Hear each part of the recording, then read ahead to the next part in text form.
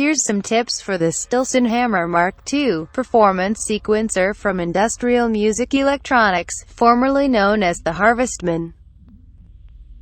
A 4-track control voltage sequencer for real-time music performance, allowing astonishingly fast music creation across all 4 tracks in an ergonomically valid user interface, uncommon in modular synthesis.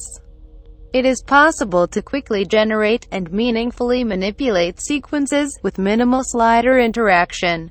The previous version of the Stillson Hammer was quite different. In fact, this new version could have a completely different name, since it does not really have anything in common. The good thing is that they can be paired together quite well. We won't go into any details of the first version in this tutorial, but you can watch the demo by clicking on the link box. I know there's already some good video demos for the Stillson Hammer MKII, but let me show you every details that I'm aware of. The MKII version has a lot of functions, but it was cleverly crafted, so it will still be fluid and easy to handle while sequencing with it. Okay, now let's examine the front panel. First we need to know the outputs from the inputs. 4 0 to 8 volt CV output jacks. 4 10-volt gate outputs, 1 fixed trigger output for the main clock tempo, and 1 clock output for the reset signal. The run and stop input, the reset input jack, the external clock input jack. The memory input jack enables you to record external CV for each assigned steps. The clock CV input jack for tempo variations, and 2 CV input jacks for assignable controllers. To navigate easily through every sections, a 4-digit numeric display is provided. Let's see each section before going into more details. The transport section gives you access to run and stop functions, to reset actions, and to some useful track informations. The clock section allows you to choose between internal or external mode, along with some CV input adjustments. The memory section allows you to copy or paste some page data, to store or load any of the non-volatile preset, and also the external CV record input. The page select section. Each track has some editable parameters accessible through this section. Navigate with the LED buttons, and the rotary encoder of this section is essential. The track select section, pretty obviously, lets you select which track you'll be editing. The assignable section allows you to combine 2 CV inputs to alter any specific step, and the 16 sliders at the bottom, used for programming all sequence data. Okay, hang on there, we're almost done. Let's quickly check the options at the back of the module. Be sure to plug the power connector with the red stripe at the bottom. If you want to update the module's firmware, you'll need to plug a PickKit programmer to those pins. Those pins are revealing that an expansion module may one day come to life and multiply the potential of this already crazy module. All non-volatile presets are stored in this chip, and can be replaced with a new one if you need more storage. Note that it is very important not to insert or remove the chip while the module is powered on. First thing we need to do is to be sure we have the latest firmware installed. Now let's check out how easily we can update the firmware.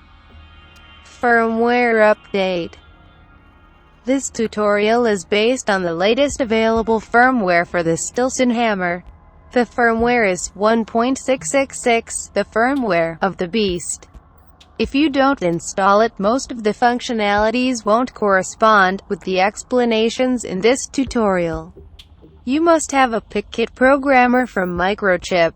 The following explanations were made with the PickKit 2, but it will be very similar with the PickKit 3.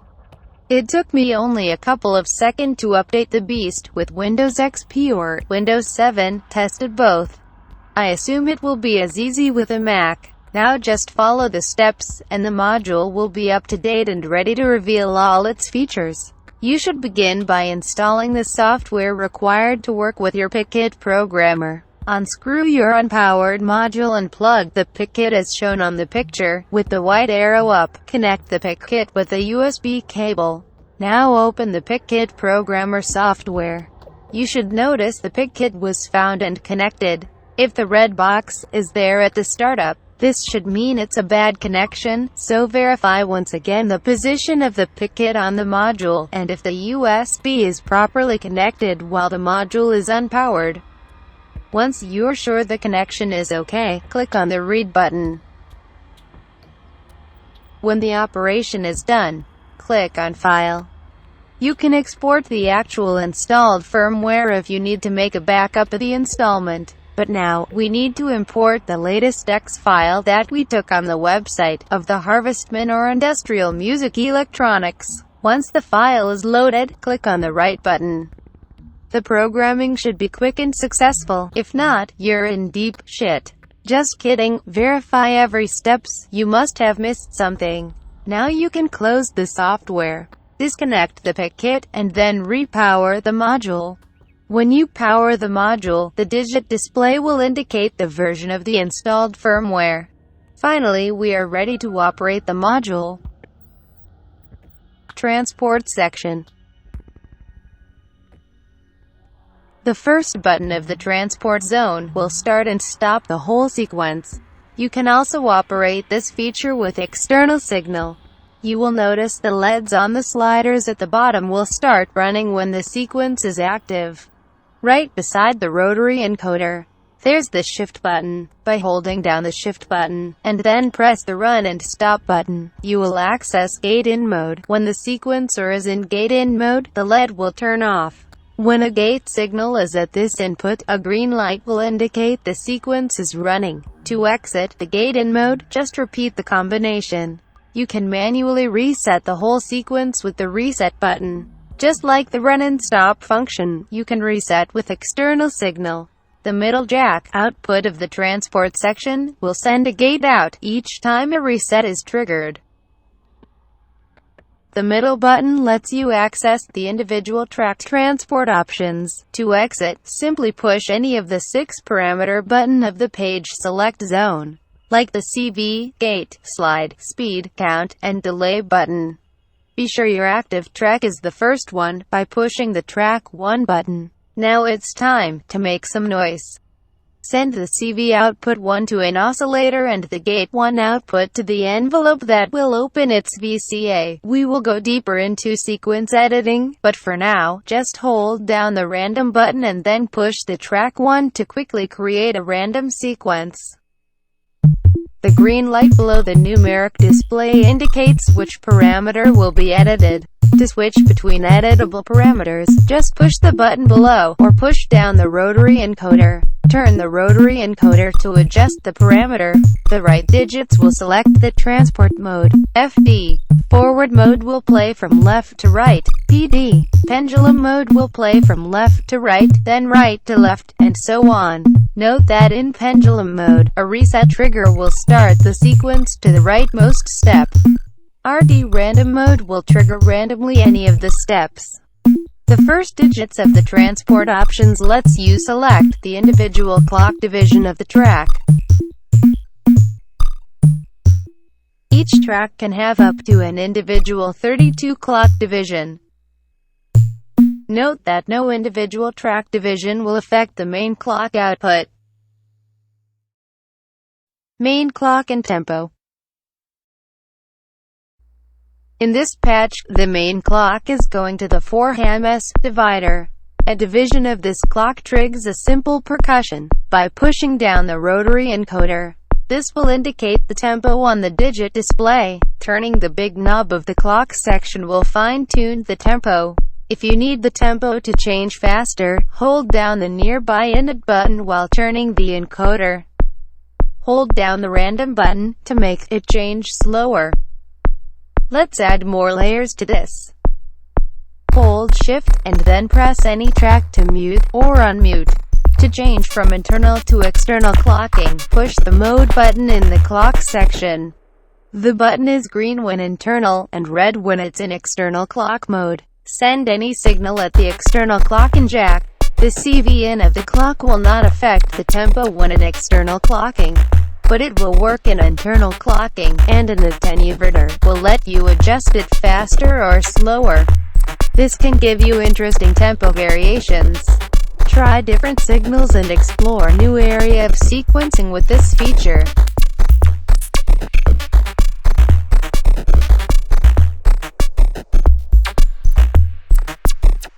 Hold Shift then press the mode button to activate the clock off mode. You can fine-tune the tempo with the big knob, but now the clock off mode will prevent the tempo from changing when loading presets. Push the combination again to cancel clock off mode. Page select. Let's learn how to handle the page and track select sections. The 4 buttons indicate the state of the corresponding track. When the LED is turned off, the track is muted. Hold Shift and then select any tracks to mute or unmute them. When the LED is orange, this means this track is selected and ready to edit, but it is muted. When the LED is green, this means the track is unmute but not selected. When the LED is red, this means the track is unmute but selected and ready to be edited.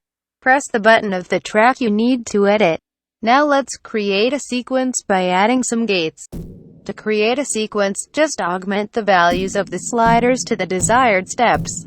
The values of each parameters depend of the slider's position. Sliders at the lowest position will remove completely its value. So to remove a gate, just push down the slider you need to mute for that step. Now let's select the CV page to edit some notes. While in any selected page, push down the rotary encoder, and the sliders will indicate the gates. This is a good reminder, and is useful to quickly create some sequence. When holding the random or init button, and any of the selected page, the value of this parameter will have some randomness, or will be erased. But you don't need to have this page selected, if you need to randomize or erase one.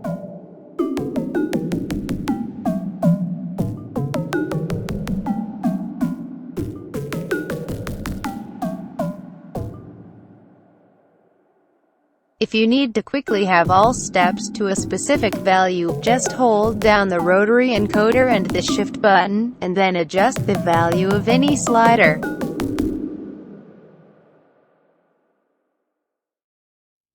Holding the random button, and then any of the track button, will generate a random sequence. But only the gate and CV pages will be affected.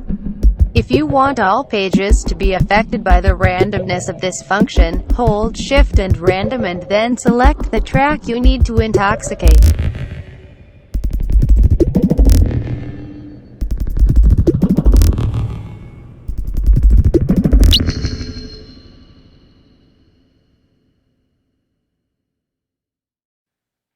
Let's create a quick sequence and explore some CV transpose along with some deeper track options.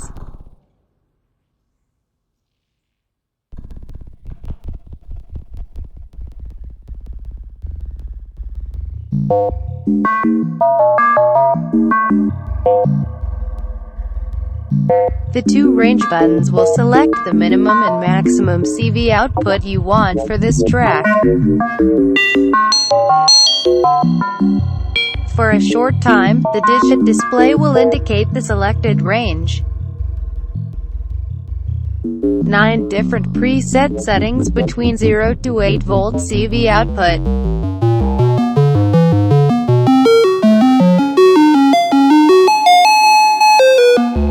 If you push again on the selected track button, more options are available.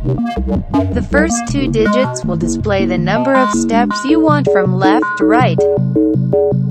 Exploring this parameter can be very interesting. You can navigate through this page just like the transport option, by pushing the encoder or the buttons beneath the digit display. The last 2 digits shows the type of scales available. Please refer to the manual for more details on those scales.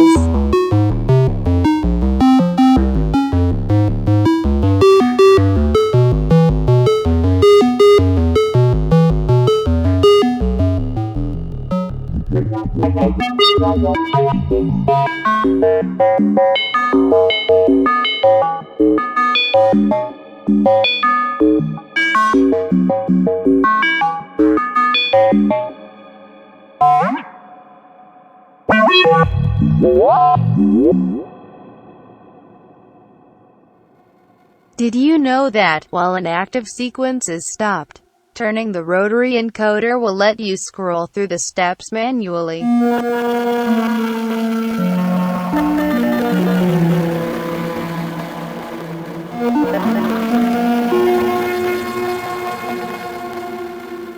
Well, now you know.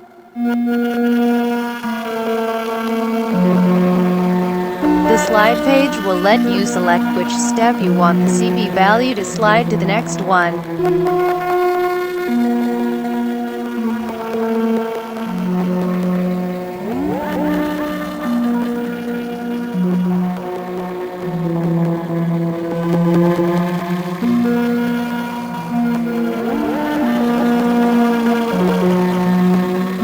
You can try to randomize this page too, for some weird gloomy lullabies on the fly.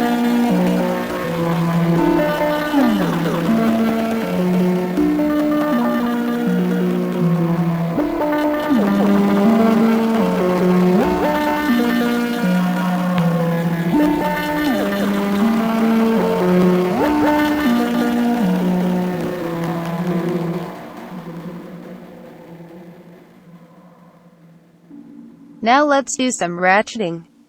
To execute some ratcheting, or retriggering, you need to know that the speed and count pages are kind of linked together, and also, the gate length will have an impact too. Note that the burst will not repeat unless you add some values to the speed page. The count will edit the number of time the burst will repeat itself. The speed page will let you decide the speed of those bursts. Note that, when the slider is at maximum value, the slower the speed will be. Adjusting the length of the gates is important.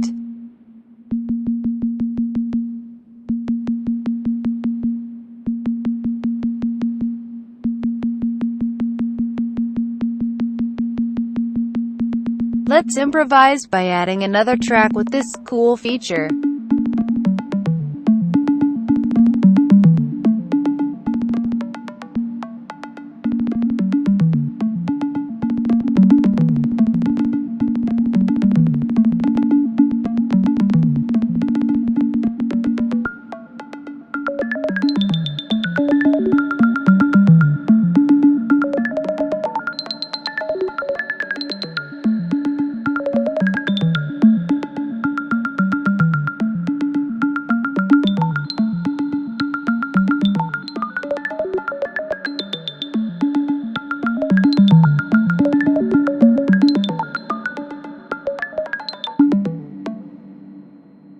Let's try the delay page a bit. This page will let you delay some steps. Here's a basic rhythmic pattern, so the delay effect will be more accurate. Okay, let's add a bit of snare to it. You can delay the whole track, or you can choose a specific step.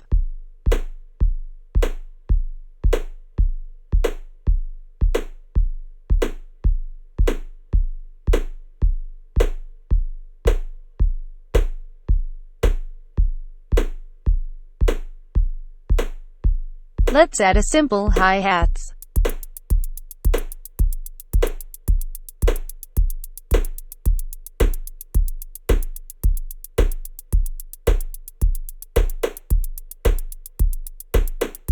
We just learn every pages that we can edit, but this pattern inspires me to try something with this 4-track sequencer. Drum sequencing. For drum sequencing, be sure not to have any track in CV gate time mode. To enable this mode, hold Shift and push the CV button.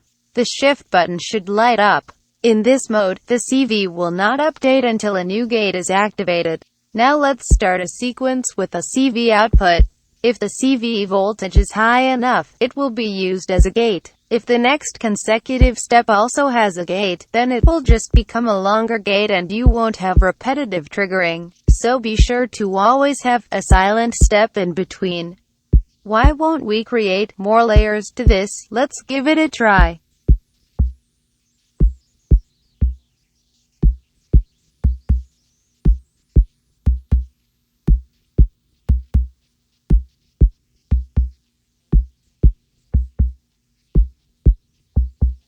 Although this sequencer is not meant particularly for drum sequencing, it's working surprisingly well.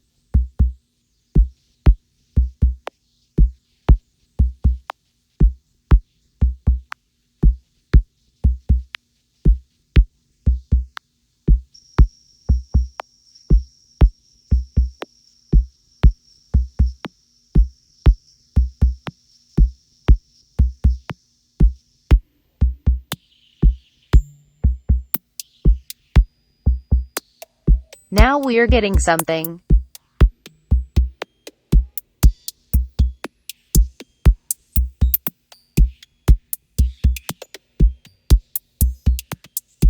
It's easy to insert some ratcheting and quick variations.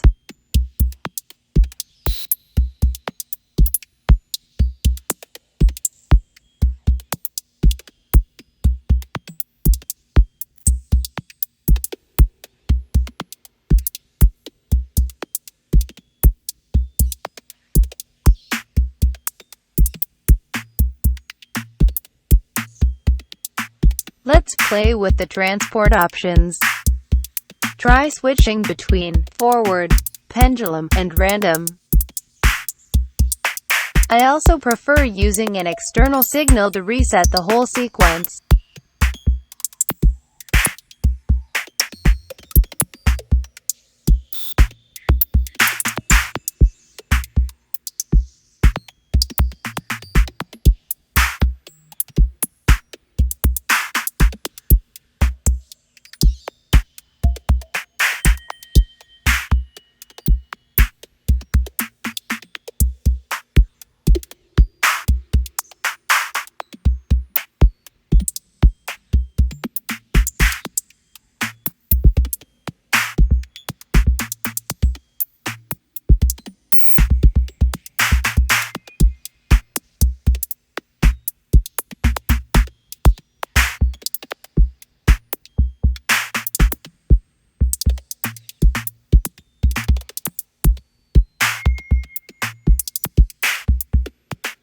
Be sure to pair well your tracks, cause you can't mute the CV from the gates, it will mute both of them.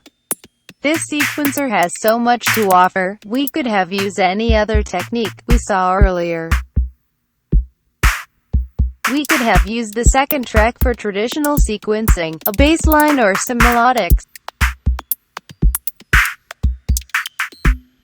You can pair the Stillson Hammer to other clock or logic module for more complexity. Here's a more complex patch using some.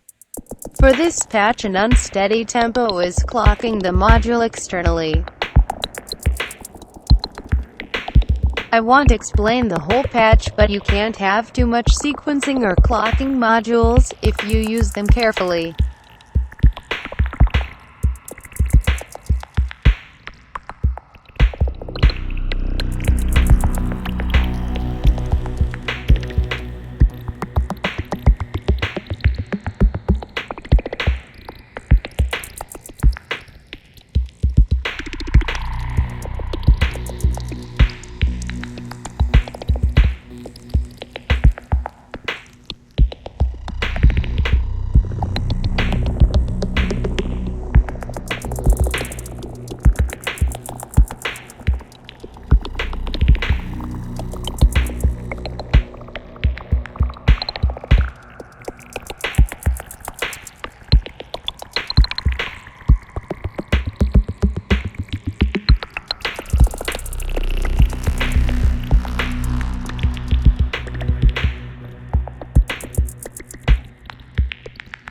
Okay, enough of that shit, we got more stuff to learn, let's get going. Assignable controllers. The Stillson Hammer MKII provides you with some interesting controllers. 2 knobs for manual control, and one of them is bipolar. And 2 external input can be combined all together. Let's quickly show how easily the assignable controllers can have an impact on your modular performances. We'll program some ratcheting for track number 4. Be sure to select the proper track to assign the pages to be controlled. While holding down either of the two CV buttons, select the page to be affected. In this case, it's the count and speed pages. To program the steps, hold down the button and adjust the value within the sequence. Think of the sliders in this mode as attenuators per step. Now you can modify the sequence manually. Each track can have very different CV programs, all sharing the same two sources. So a single preset can provide hours of performance variation, if appropriately programmed. Those inputs expects voltages between 0 to 5 volt. Let's send some signals with the LS1. The light jack gives visual references when there's an incoming signal. Let's control another track. The CV destination of track 2 is selected and some values are already programmed. The input B can also receive some controls. Let's play a bit with both inputs.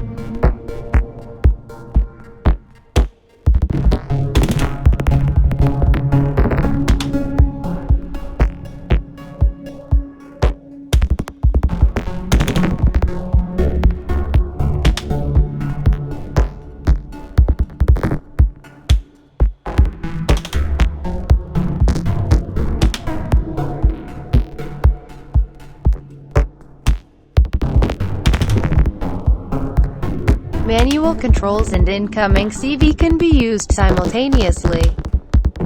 All the programations of your assignable controllers can be stored. You could switch between presets of the same sequence but with different assignable controllers into your performances. You can erase the slider's assignable values by holding the init button and push the A or B buttons. But it won't erase the assignable destination. You can also use the random function to quickly randomize some controls. Memory functions. The memory section gives you some interesting features, like copy and paste entire tracks or any page parameter. Store up to 32 preset sequences in non-volatile memory. And external CV recording. Let's begin with the copy and paste function.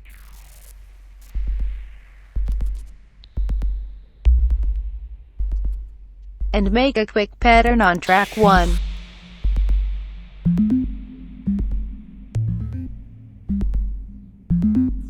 Hold down the copy and paste button, and then push the button for the desired track to copy. The red light indicates that some data are stored within the buffer and ready to be pasted. Hold the copy and paste button again and push the destination button to transfer the data. The buffer will be cleared once the values are copied.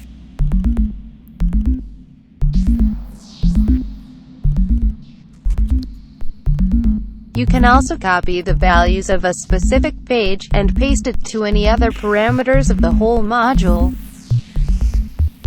Just repeat the same actions, but with any parameter.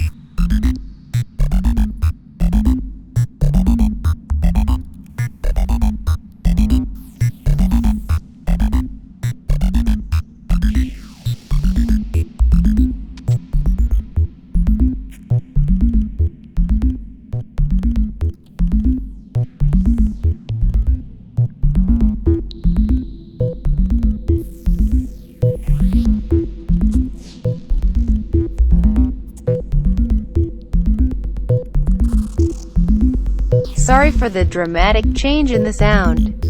Some slow, evolving LFOs from the Kermit are responsible for this. Now let's play with the save and load functions a bit. Push the load or save button. The digit display indicates the location number of the stored preset. To permanently save the data, push the save button, or turn the rotary encoder to select another emplacement. To cancel the save operation, just push on the rotary encoder.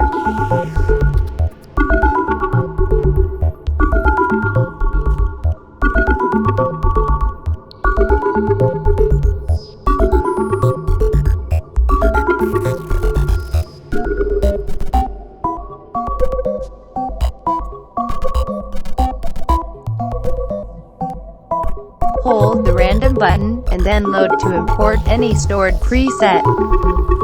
Each stored preset can have its own tempo.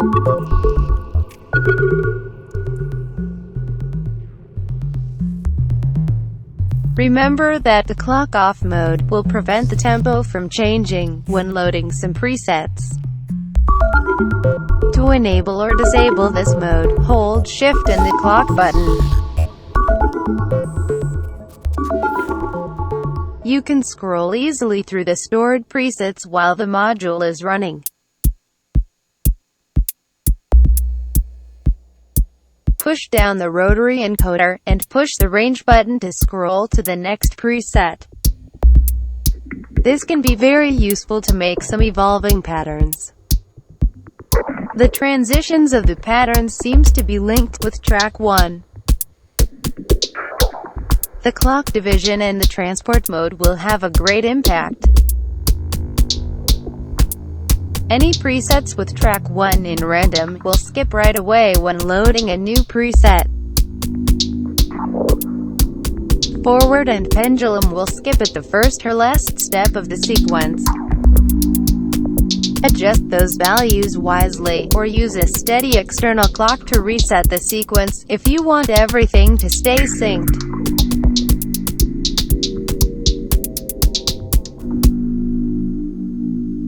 External CV record.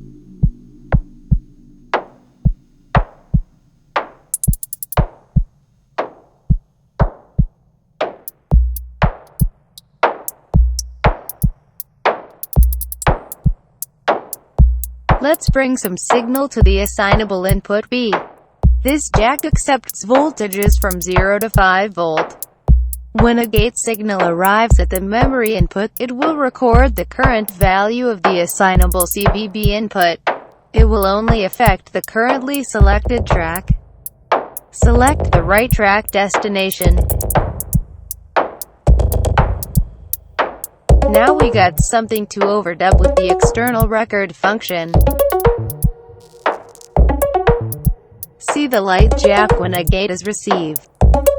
If there's no voltage at the input, the gate will store the lowest value.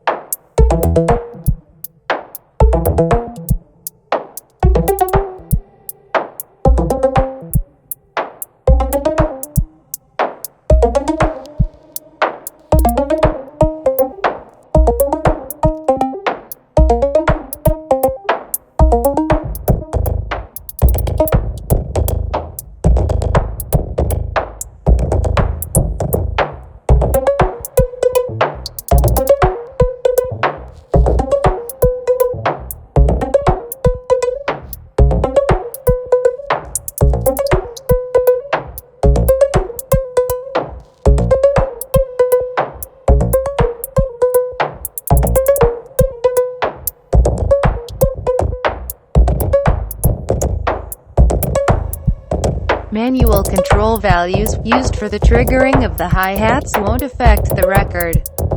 So don't be shy to exploit all the controllers in your performances while external recording. So we just reviewed every aspects of this module. Hope this was useful to you and to your audience. Cause with all the features and functions we just mastered, you'll be flying and spinning like DJ Crazy 2000 boy, and everyone will love you. The Stillson Hammer MKII is very powerful, flexible and easy to learn. You'll operate this device like a pro in no time.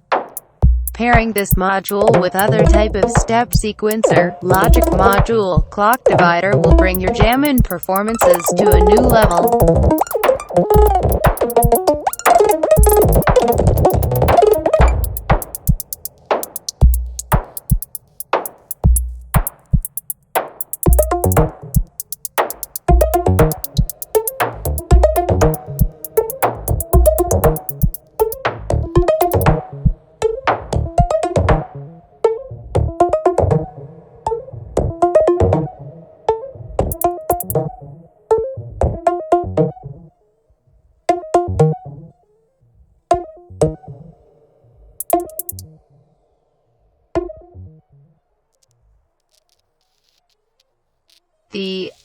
end.